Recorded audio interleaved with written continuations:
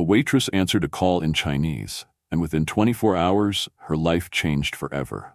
What began as a simple misunderstanding unraveled into a web of betrayal, hidden identities, and a billion-dollar scandal. She uncovered the truth about her mother's past and her own. But when power, love, and justice collide, who survives? Where are you watching from? Drop your location in the comments, and don't forget to subscribe for more unforgettable stories like this one. I never planned for my life to change in the middle of pouring champagne. It was just another Thursday evening at the Ashcroft, the kind of restaurant where a single bottle of wine cost more than I made in a week. The chandeliers glittered like diamond constellations, violins whispered in the background, and I, Evelyn Moore, floated like a shadow between tables, smiling just enough to be polite, never enough to be seen. I'd gotten good at blending in. People don't look at the help too closely, especially not when you're wearing a crisp black uniform and your only accessory is exhaustion. I was 27, fluent in 4 languages, and skilled at vanishing. But that night, vanishing was not an option. It started with a name I hadn't heard in years, not since I was a child. Nathaniel Carter. The maître's voice dropped to a reverent hush as he straightened his lapels. Table 1, VIP, Carter Industries. The silver tray trembled slightly in my hand. Carter. He strode in a minute later, tall and perfectly put together in a midnight blue suit. Hair combed with purpose, eyes the color of a winter morning. Power radiated from him like static. A woman clung to his arm, slender and brittle beautiful, diamonds wrapped around her throat like armor. Clarissa Bellamy, daughter of one of the Carter Corporation's oldest investors. His fiancée, if the tabloids were right. They took their seats like royalty. A third man followed, older, lean, with eyes like razors behind steel-framed glasses. That had to be Walter Green, the infamous COO. The man who'd helped run Carter Industries since Nathaniel's father died. Of course, they got my section. They always gave the worst tippers to the invisible waitress. But I didn't complain. I needed the shifts. My mother's medication wasn't going to pay for itself. I greeted them with the script I'd said 1,000 times. Welcome to the Ashcroft. May I start you with something to drink? Nathaniel barely looked up. Krug 2003. Cold. Then to Walter. George, make sure it's the original label. George, I noted. So that was his cover name. Clarissa added, sparkling water, room temperature, no lemon. I turned, heels clicking softly, and made my way back to the kitchen. The tray still trembled in my hand. My phone vibrated once, twice, then a third time. 3 buzzes. That was the hospital. I ducked into the service hallway and answered. Hello? Miss Moore, the voice on the other end said. Dr. Caldwell, your mother's condition has changed. The medication isn't regulating her arrhythmia. We need to begin an alternative treatment immediately. How much? I asked. My voice didn't crack, but I felt something snap inside. 30% more than her current protocol, which meant too much. Do it, I whispered. Just do it. I'll figure something out. I returned to the table 30 seconds later, head held high, tray balanced again with precision. The champagne flutes gleamed under the lights as I poured carefully, wrist angled just right. But I saw it in Nathaniel's eyes. He'd noticed I'd left. He didn't like being kept waiting. Before I could apologize, my phone buzzed again. A number I didn't recognize. A +86 country code. China. I froze. My language partner from university? Maybe. I swiped it away, but it rang again. I shouldn't have answered, but I did. I turned slightly away, enough to mask the sound, and answered in Mandarin. Wei, this isn't a good time. The voice on the other end spoke fast. Too fast. Something about licensing contracts, missed deadlines, a negotiation. I think you have the wrong number, I said, still in Mandarin. I'm not involved in any tech deals. I'm a student, a waitress. But the caller insisted, mentioning a company called Leiyang Tech, NDAs, patents. I don't know who you're trying to reach, I said, sharper now, but I'm not her. When I turned back around, all 3 of them were staring at me. Clarissa blinked, her expression unreadable. Walter looked like he'd just seen a ghost. And Nathaniel, he was studying me. You speak Mandarin? He asked. Yes, I said. He leaned back. That wasn't just conversational Mandarin. That was business Mandarin. I swallowed. I studied linguistics. Chinese dialects were my focus. I dropped out before finishing. He nodded slowly, like something had just clicked into place in his mind. Then he reached into his jacket and handed me a card. Nathaniel Carter, Carter Industries. My office. 9 a.m. tomorrow. I stared at the card. I had no idea what this was. A job? An investigation? Cancel whatever you have. This'll be worth your time, he said, already rising. And then they were gone. Just like that. I stood there for a full minute, trying to breathe. Later that night, when I got home to our one-bedroom apartment, I found my mom asleep in her chair, oxygen machine humming quietly. Her fingernails were pale again. I sat on the edge of the bed, staring at the card in my hand. I hadn't told anyone at work my full name.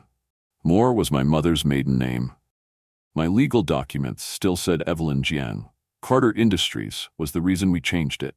I remember being 7 years old, standing in a kitchen in Chicago while my mom whispered to someone on the phone, hands shaking, whispering something about not safe. I remember moving 3 times in 2 years. I remember a box of papers she burned in the sink. She never told me why. Now a Carter wanted to see me. And that call? That wrong number? It hadn't been wrong at all. Not if the man on the other end was mistaking me for someone involved in tech licensing. Someone inside the same circles Carter Industries was trying to crack into. I stared out the window for a long time. My life had been built around silence, keeping our heads down, surviving. But in that moment, something in me shifted. I didn't know what Nathaniel Carter wanted. I didn't know what I would say. But I knew I'd be at that office tomorrow. Because secrets don't stay buried forever. And maybe mine were about to rise from the dead. The Carter Industries headquarters loomed above the Manhattan skyline like a steel titan, glass panels reflecting the gray clouds that hovered overhead.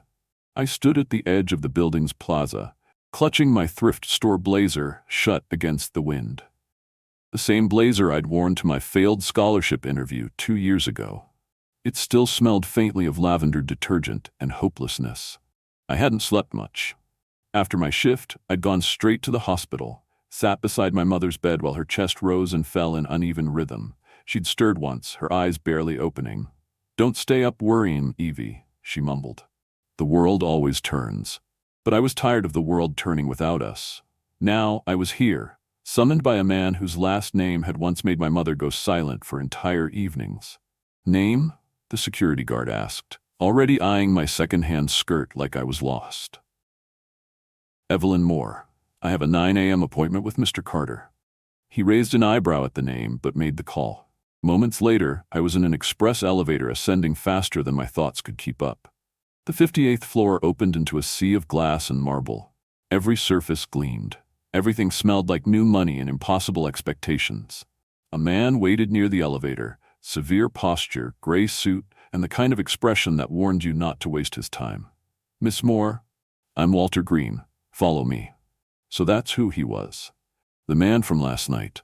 Even now, he walked like he ran empires before breakfast. I followed silently past rows of desks where well-dressed people pretended not to stare. My shoes felt too loud on the floor, like an amateur actress entering a Broadway stage by mistake. He led me into a conference room that could seat 20, but held only one other person, Nathaniel Carter. He stood by the floor-to-ceiling window, hands clasped behind his back, looking out over the city like a man choosing which corner of it to buy next. "Miss Moore," he said without turning around, "thank you for coming." I sat slowly, aware of every squeak in the chair. "You said you had a proposition." He turned then, face unreadable.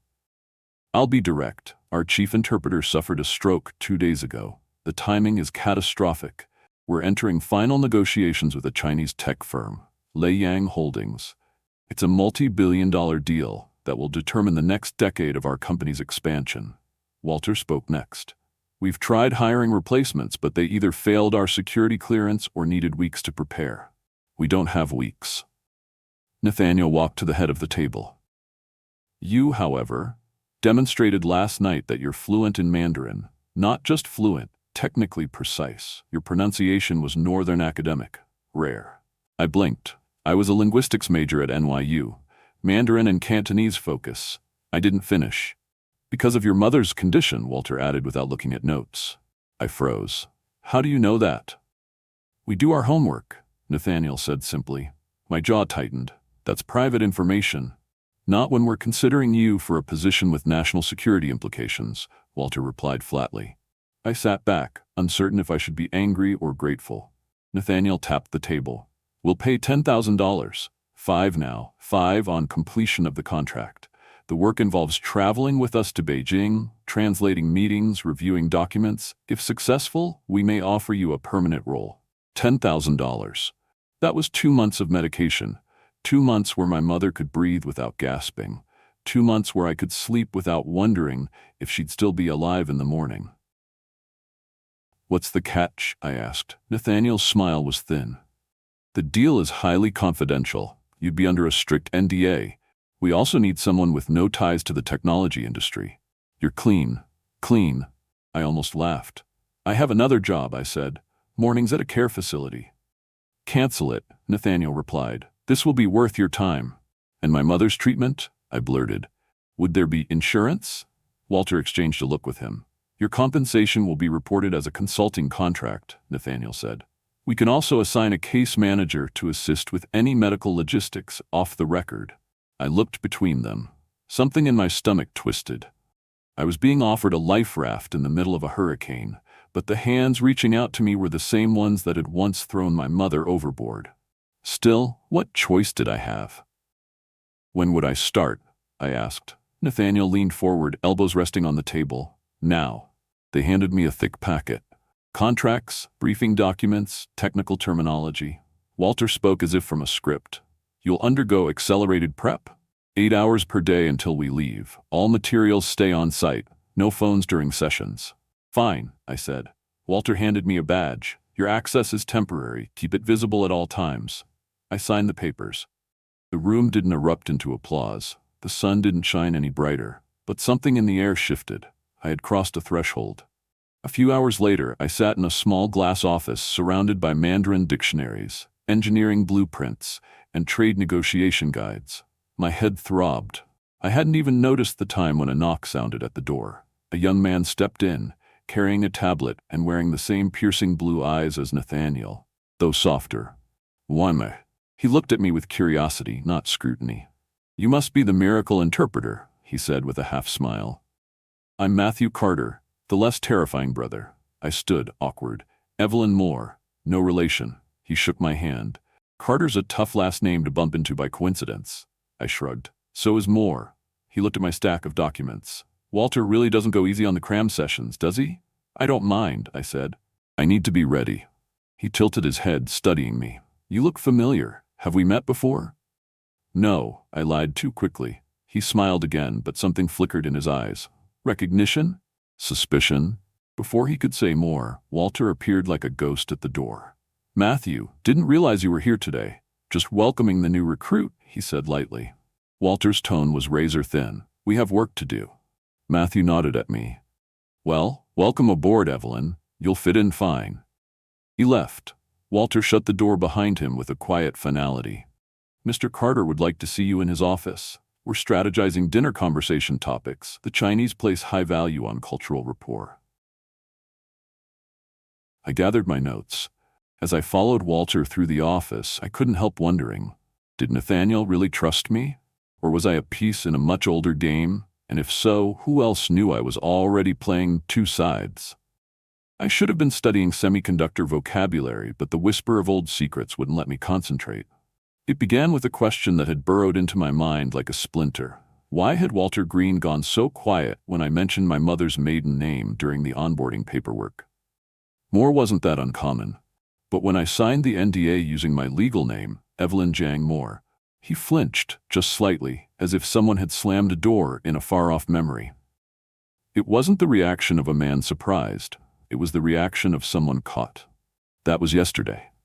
This morning, I found my way into the archives. No one had told me they existed.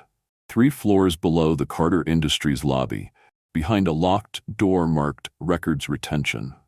My temporary access badge shouldn't have worked, but the guard at the front desk hadn't questioned me when I said I was doing document prep for the negotiation team. Just gave me a nod and buzzed the door open. I told myself I was only there to review old trade memos, just to get familiar with company history. But the lie sat hollow in my chest. The archive room smelled of dust and chilled air. Rows of filing cabinets stood like tombstones, silently keeping their dead. I moved slowly, scanning the labels.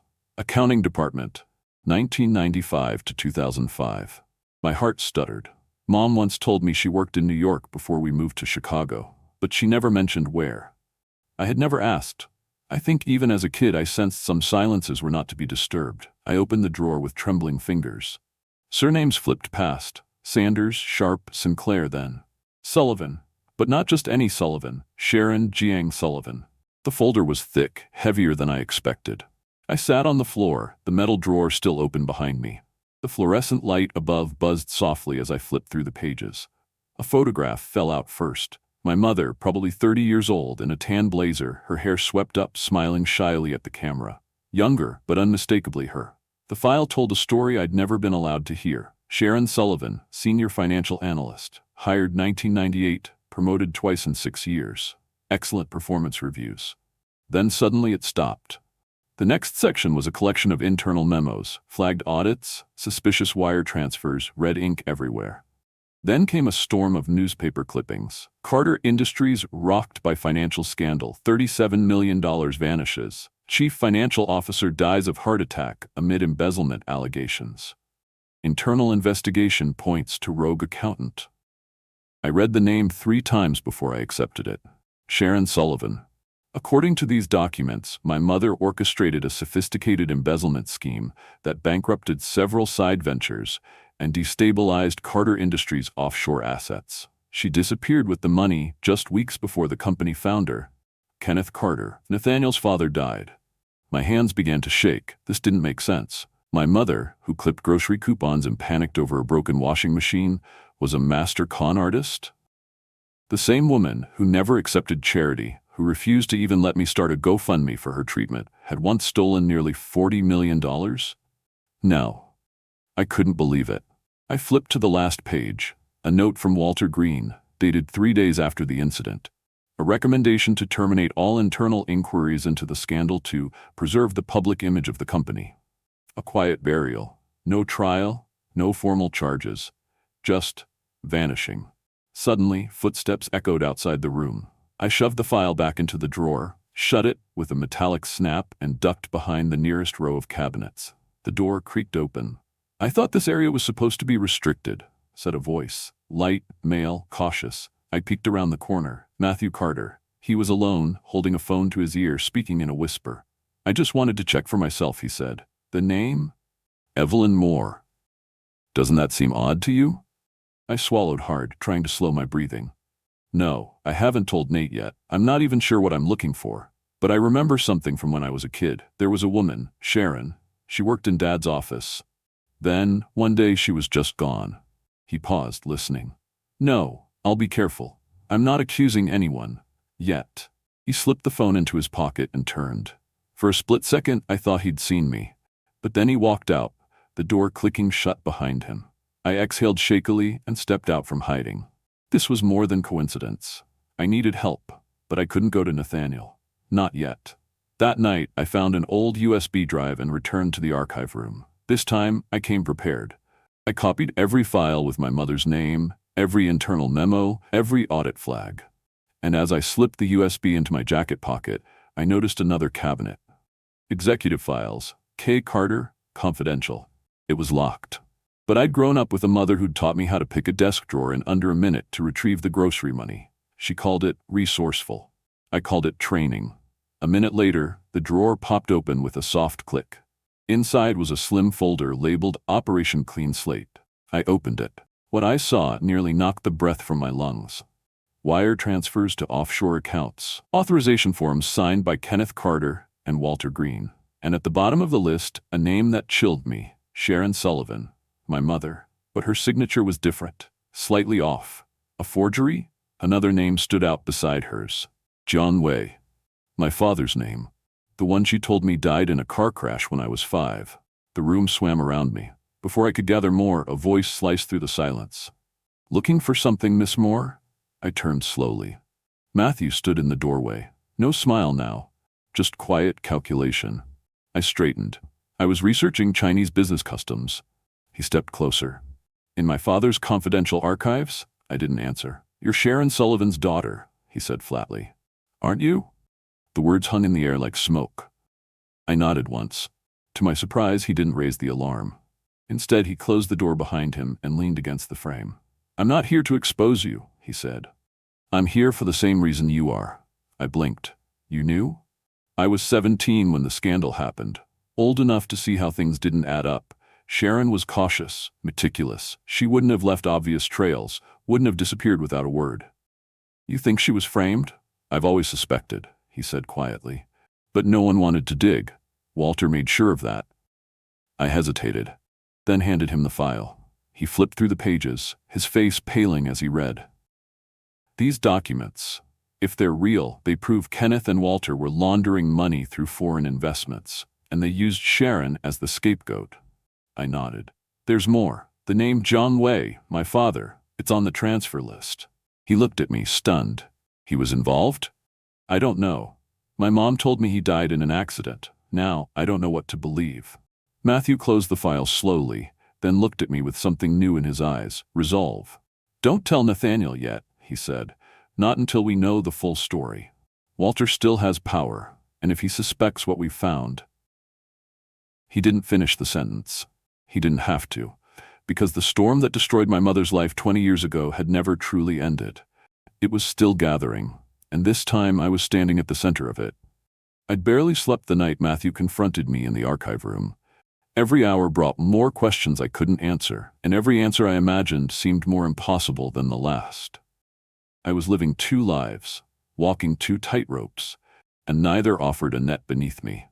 That morning, Beijing was wrapped in pale fog, the sun rising slow and blood orange over the city's distant outline. I stood by the window of the hotel suite Carter Industries had secured for us on the 53rd floor, cradling a cup of tea in trembling hands. The sky looked like it hadn't made up its mind, light trying to break through, darkness refusing to leave. I hadn't made up my mind either. My phone buzzed with a message from an unknown number. Just a time and a place. Temple of Tranquility. East Pavilion. Noon. I didn't need a signature to know who it was. 2 days earlier, Matthew and I had found my mother's name on forged financial transfers, and beside it, Jiang Wei, the name of the father I'd buried when I was 5. A name Mom had only ever spoken in quiet, wistful fragments, always in past tense. She said he died in a car crash. She said there was no body, just a fire and a closed casket. Now I was beginning to understand why. I slipped out of the hotel through a side entrance, leaving a fake schedule on my nightstand in case Walter or Nathaniel got suspicious. I didn't even tell Matthew. Not yet. The temple sat nestled on a quiet hill at the city's edge, surrounded by manicured pines and gray stone walls. Tourists wandered the outer courtyard, their voices hushed as if the place itself demanded reverence. I followed the path around the koi pond to the East Pavilion.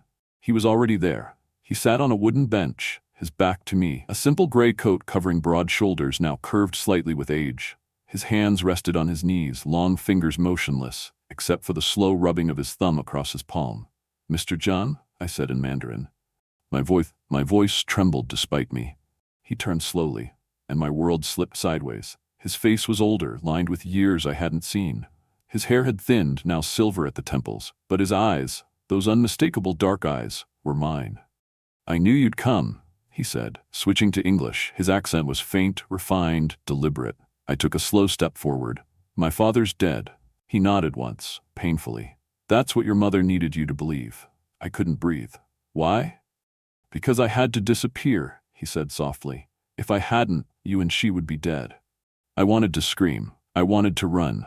But I sat down beside him on the bench, the wood cool against the back of my thighs. "Start from the beginning," I said.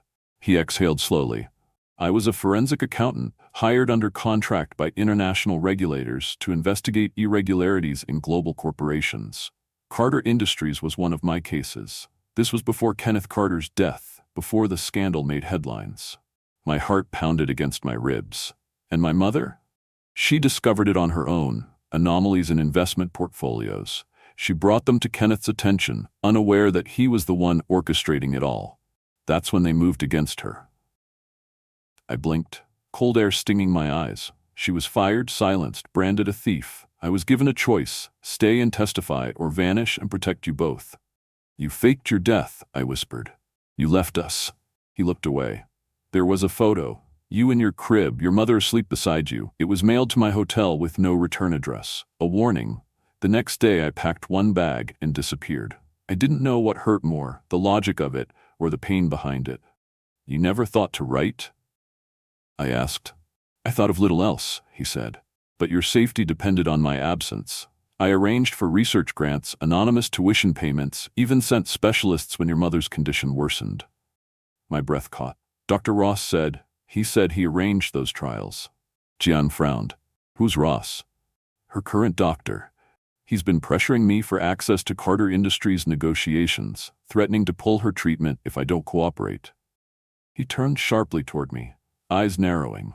That's not one of my contacts. I've never worked with anyone named Ross. Cold washed over me. Ross wasn't my mother's savior.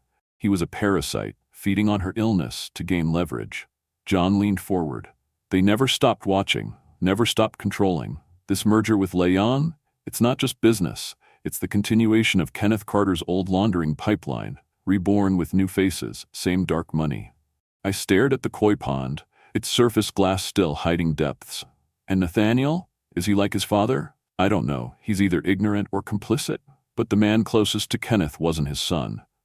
Walter Green, I said. Jian nodded grimly. He's the architect, the executor, the shadow in every boardroom. He protected the Carter legacy by burying your mother alive. I need to tell Nathaniel, I whispered. No, he said. Not yet. He's surrounded by people who'll spin it, bury it, discredit you. We need evidence. We need timing. He reached into his coat and pulled out a flash drive. This holds everything. Transfer records, shell companies, communications between Green and Leon officials.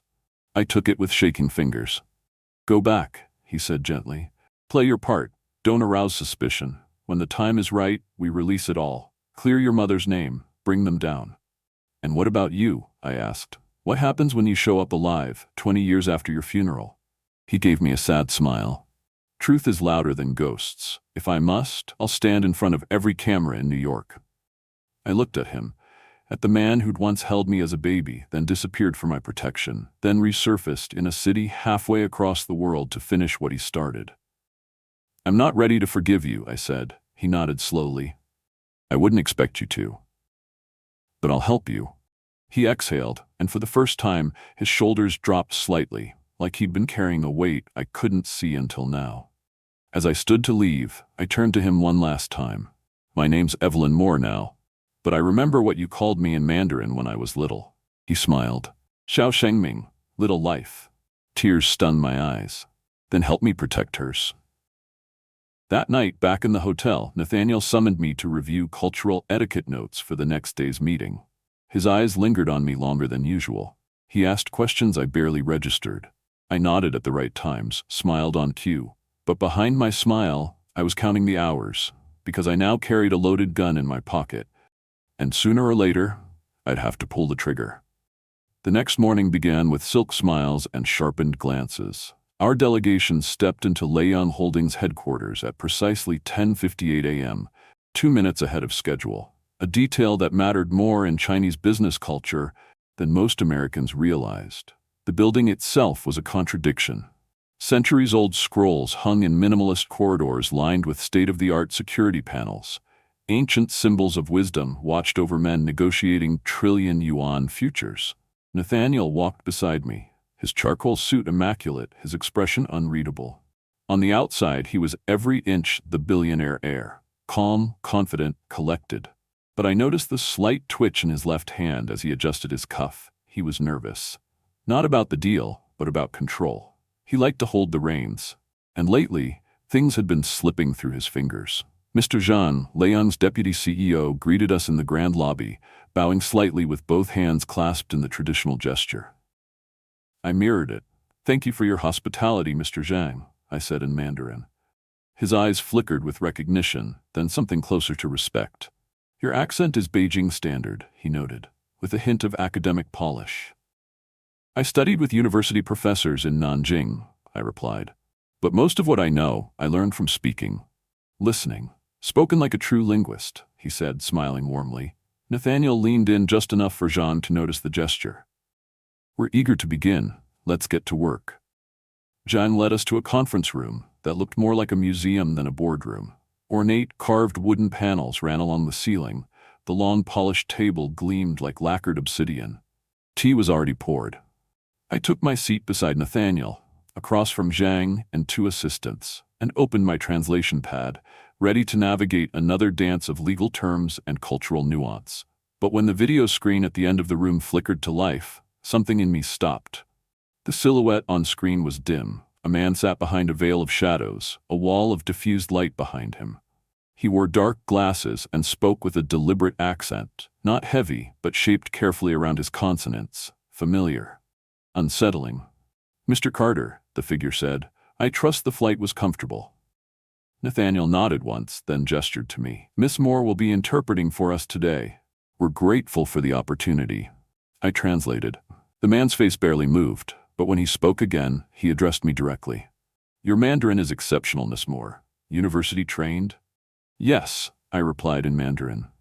"University of Chicago, but my foundation was family."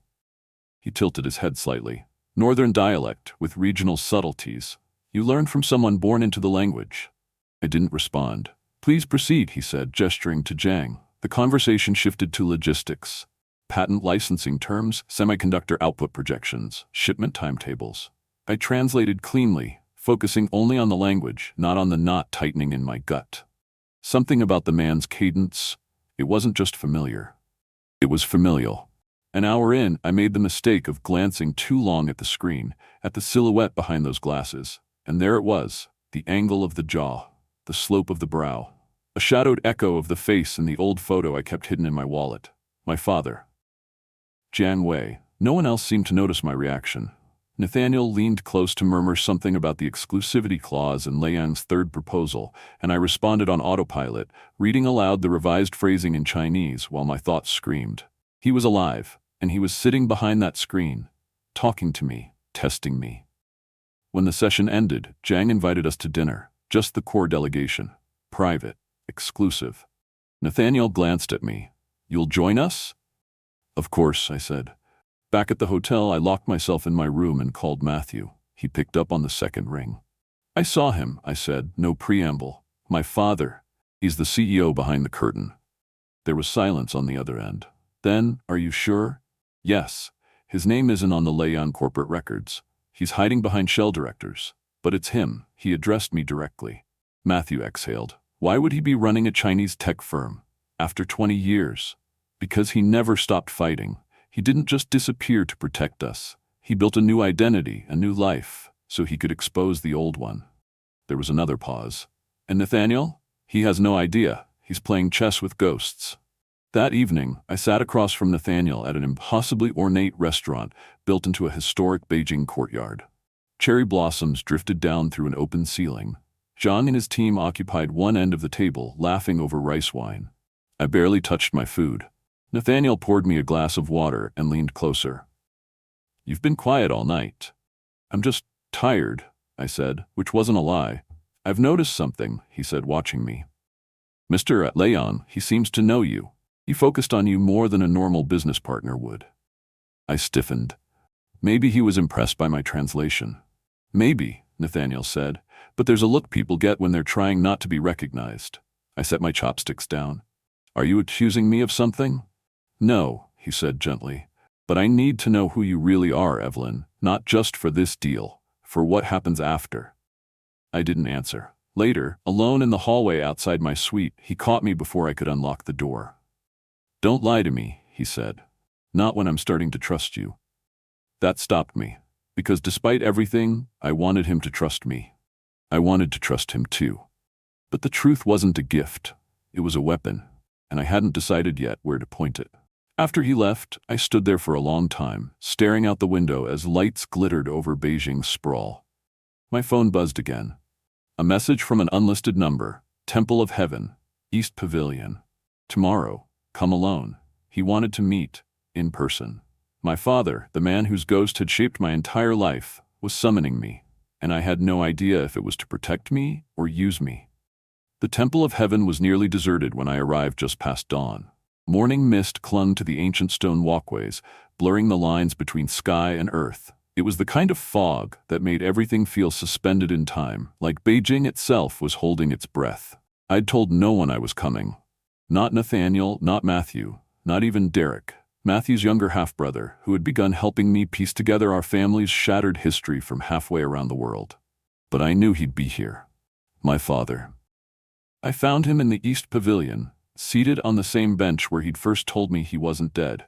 Gone was the expensive tailored suit he wore on video calls. Instead, he looked like any older Chinese man enjoying a quiet morning. Pressed gray slacks, a navy windbreaker, a thermos of tea beside him. But the wariness in his eyes spoke of 20 years spent watching from the shadows. "You came," he said softly, his voice gentler now. "I wasn't sure you would." "I almost didn't," I replied, sitting down across from him. "But I need answers." He nodded slowly. "You deserve them." I reached into my coat pocket and pulled out the flash drive he'd given me before. "This evidence you've been gathering, offshore accounts, contracts, transfer records. Why now? Why expose it all just as the merger is about to finalize?" He looked at me for a long time, then took a slow sip of tea before answering. "Because it's happening again," he said. "The same laundering scheme Kenneth Carter began is being revived through the Leon merger. George Lawson is engineering the entire deal. The channels are identical: shell corporations, layered transactions, mirrored funding structures across sovereign borders. And if it goes through, the billions funneled through Leon will cement Carter Industries' role as a global front for corporate laundering." "Why would Leon agree to that?" I asked. "Because George is promising them American market dominance, and because powerful people in both countries are benefiting. This isn't just about Carter. It's about a network that spans oceans." I leaned forward. "What about my mother? Did she really find the original trail?" "Yes," he said. "And they buried her for it, framed her, destroyed her credibility, then threatened me with your life. That's why I ran." I clenched my jaw. "She worked night shifts at a nursing home. She skipped meals to pay my tuition, and all that time people thought she was a thief." "She wasn't," he said firmly. "She was the only one who stood up to them. And now, it's your turn." I looked down at the flash drive in my hand, suddenly heavy with meaning. "What happens if we go public?" I asked. "Will they come after us?" He didn't sugarcoat it.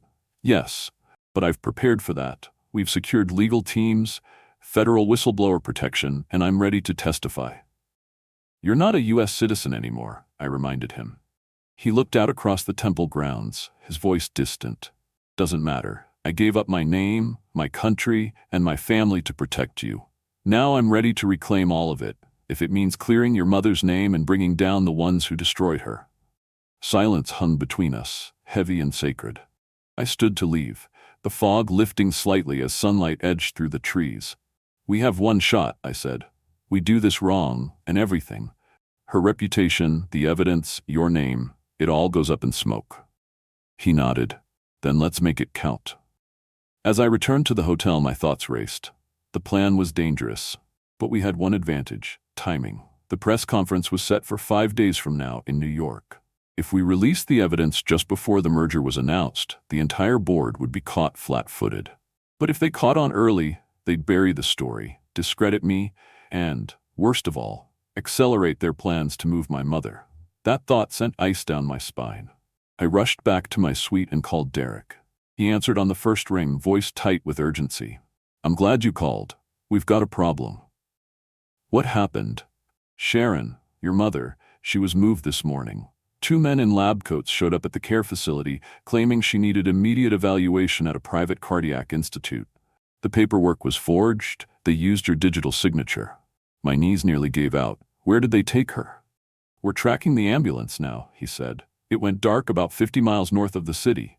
No GPS, no hospital has her name on intake. Evelyn, I think they've disappeared her." I was already packing my bag. "I'm flying back. Tonight." "You can't. Not yet," he insisted. "If they know you're panicking, they'll tighten security. We need to find her first, then strike." I was shaking. "She doesn't have time. You saw her condition." "I've got a team. Trust me. You focus on what's in front of you. Beijing. The merger. Finish what she started. I'll bring her home." I sat on the edge of the bed, staring at my reflection in the hotel mirror. I looked nothing like the girl who poured coffee and whispered apologies.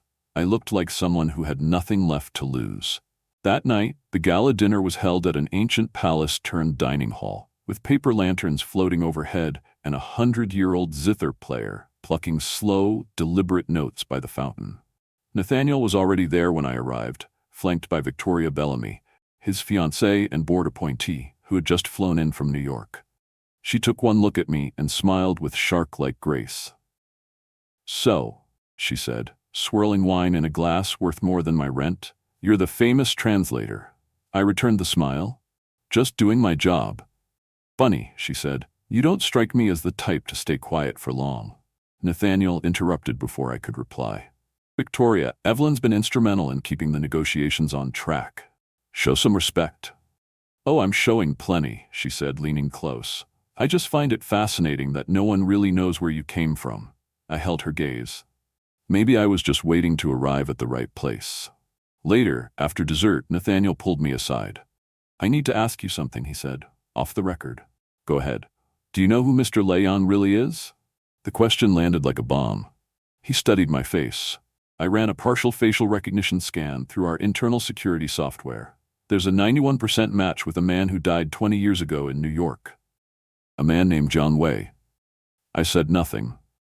"I don't care who he is," Nathaniel continued. "I care why he's here, and I care what you're doing with him."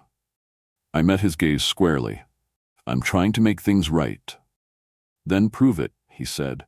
"Help me stop this merger before it becomes a cover-up." The next morning, I received a message slipped under my door. "Your mother is alive, safe for now, but time is running out. Choose your side." Gee, I read it 3 times, then burned it in the bathroom sink. This was no longer about corporations. It was about family, and survival, and finally justice. The sky over New York was a dull gray, heavy with spring rain that hadn't yet decided whether to fall or hang low and ominous. The private jet touched down at JFK just before sunrise. Through the oval window, I watched the skyline rise into view like a fortress of steel and memory. It didn't feel like home. Not anymore. Sitting across from me, Lucas Carter hadn't said much since we left Beijing. He was still wearing the same suit jacket he'd bled into only hours before, now cleaned and pressed, but the weight in his shoulders was unmistakable. Beside him, my father, Jian Wei, still hiding behind his alias as Mr. Leon, had spent the entire flight making calls, coordinating lawyers, reporters, investigators. His calm intensity reminded me of my mother, just as his silences did. In my lap, the flash drive burned like a live wire. The information it held could destroy everything: offshore accounts, falsified contracts, signatures of the men who orchestrated it all: George Lawson, Richard Bellamy, Raymond Ross. My father's 2-decade collection of damning truth. We touched down with a jolt. Lucas turned to me as the wheels screamed against the tarmac. "This is the part where everything either ends," he said, "or finally begins." I nodded. "Then let's make it the beginning." The SUV waiting at the hangar whisked us away from the airport, through Midtown, to the Grand Meridian Hotel. It was the site of the upcoming press conference. Floor-to-ceiling windows overlooked Central Park. A podium already stood beneath a chandeliered dome. Federal officials had been briefed, reporters were lining up. The room was wired for history. But there was no time to breathe it in. As we arrived, Derek was waiting, Lucas's half-brother and the only other Carter I trusted. "She's safe," he said, pulling me into a tight hug. "We got her out." I nearly collapsed. "Where is she?" "Upstate. A secure facility with federal protection. She's conscious, stable, asking for you." Tears blurred my vision. "And Ross?" "Gone," he said. "Disappeared the minute he realized we intercepted the transfer. But the FBI's involved now. They'll find him." "What about George and Victoria?" Derek's smile was grim. "They're preparing for damage control. George has been shredding documents. Victoria's locked herself in her father's legal office, probably trying to cut a deal. They know the hammer is coming down." Lucas stepped in. "We only get one shot at this, if they spin it first." "They won't," I said. "We go now, before they can rewrite the story." We spent the next 5 hours preparing. Jian reviewed his opening statement. Derek coordinated the FBI's chain of custody for the evidence. Lucas spoke with his legal team, working out how to preserve Carter Industries while severing its toxic roots. I sat in the dressing room alone for a moment and called my mother. "Mom," I whispered, trying not to cry when I heard her voice. "Evelyn," she said, weak but steady. "I saw the news. You're really going through with it." "I had to." A long silence. Then, "I never wanted you to carry this." "You didn't," I said. "They forced it onto us. Now I'm just handing it back." She laughed softly, the way she used to when I was little, and thought I'd won an argument. "You sound like your father." That made me smile. "Apparently, I always did." She exhaled. "Whatever happens, I'm proud of you, your father too. I'll come to you after, it's almost over." "No," she said gently, "it's just beginning." At 7:04 p.m., the lights in the Grand Meridian Ballroom dimmed, and 3 people stepped onto the stage. Lucas Carter, the son of the Empire, John Way, the ghost who'd never died, and me, the waitress they never saw coming. Cameras flashed. The crowd murmured. Lucas spoke first. "My name is Lucas Carter. I'm the CEO of Carter Industries. Tonight, I stand before you not to protect my company, but to confront the truth about how it was built." He told them everything. The lies, the laundering, the legacy soaked in quiet corruption. Then John stepped forward. "I was hired to investigate Kenneth Carter's offshore operations in 2004, he said, his voice steady but fierce. "When I uncovered the truth, I was threatened with the lives of my wife and infant daughter. So I vanished. But I never stopped gathering proof. Tonight I return not for vengeance, but for justice." Then it was my turn. "My name is Evelyn Moore," I said, my voice shaking only slightly. "My mother, Sharon Sullivan, was framed for a crime she didn't commit. She lost her career, her home, her name, and she never stopped protecting mine. This evidence proves she was innocent, and that those responsible are still trying to cover their tracks today." I held up the flash drive. "This holds 20 years of lies, but the truth is finally in the light." A hush fell over the room, and then the flood began. Reporters shouting questions, cameramen swarming, phones ringing across the country. Every headline would read the same by morning. "Carter dynasty implodes. Whistleblower resurfaces with evidence. Daughter of framed accountant uncovers billion-dollar scandal." Later that night, after the press left and the cameras dimmed, I found Lucas alone on the hotel balcony. He stood with a glass of water in his hand, looking down over the glittering city he once thought he owned. "You okay?" I asked. He nodded slowly. "Feels like we burned it all down." "Not all of it," I said, stepping beside him, "just the parts that needed burning." He turned to me. "You could have destroyed me too, but you didn't. You weren't the enemy." "No," he said, "but I was complicit. I didn't ask the right questions. I didn't want to know." "That's over at me," his eyes raw. "You changed everything." "I just told the truth," I said. "The rest was up to you." He reached out, took my hand, and squeezed it gently. "Where do we go from here?" I looked out over the city, the streets slick with rain and possibility. "Anywhere we want," I said, "as long as we never lie to ourselves again." Down the hall, John waited quietly, watching the television replay our conference on loop. His eyes were wet, his hands trembled. But for the first time in decades, he wasn't hiding. And my mother, resting in a clinic hours away, would wake tomorrow with her name cleared, her truth spoken aloud to the world. Some legacies are built on power. Ours was rebuilt on truth, and that would endure. Spring sunlight poured gently through the wide windows of Sullivan Tower, casting warm streaks across the hardwood floors that had replaced the cold marble once walked by giants who thrived on silence and secrets. The building looked the same from the outside, sleek, mirrored, imposing. But inside, everything had changed. It had been exactly 1 year since the press conference that detonated the legacy of Kenneth Carter and shattered the myth of an untouchable empire. A year since George Lawson was arrested in his office, since Victoria Bellamy traded immunity for a microphone and a seat in front of federal prosecutors, since Carter Industries stopped being a monument to wealth and started becoming something else entirely. A year since I reclaimed my mother's name. The Sharon Sullivan Foundation now occupied the entire 27th floor. The walls bore her photo, smiling, unguarded, holding me as a child in the one picture I'd thought lost until Derek found it, tucked behind her hospital records. The foundation funded scholarships for linguistics students, women in finance, and families of whistleblowers who paid the quiet price of someone else's crimes. It also invested heavily in cardiac research, the same research that might have saved my mother if we'd had more time. That morning, I stood alone in front of her portrait, one hand resting over my stomach, now beginning to swell beneath the soft lines of my dress.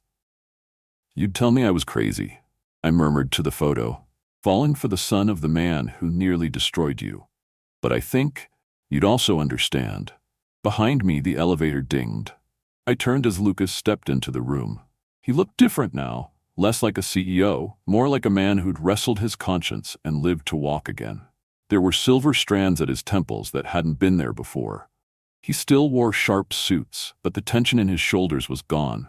His tie was askew, his cuff unbuttoned. He looked, finally, human.